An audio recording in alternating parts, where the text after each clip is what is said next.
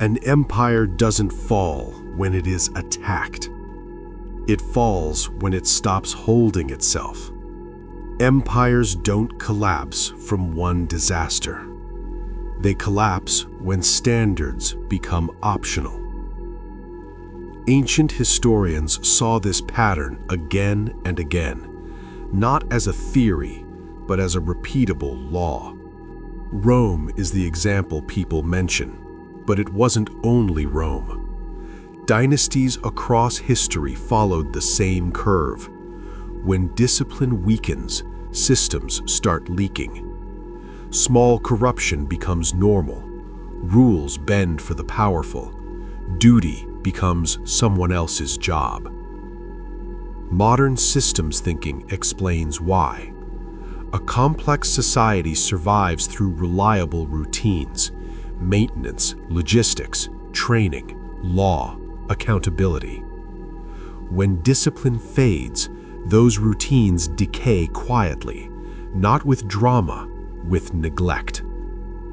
And here's the part most people miss. Collapse looks sudden only at the end. The real fall happens earlier, when small failures stop being corrected. Historians argue about causes, economy, war, leadership, overreach, but one truth keeps resurfacing. A society that cannot govern itself becomes easy to break.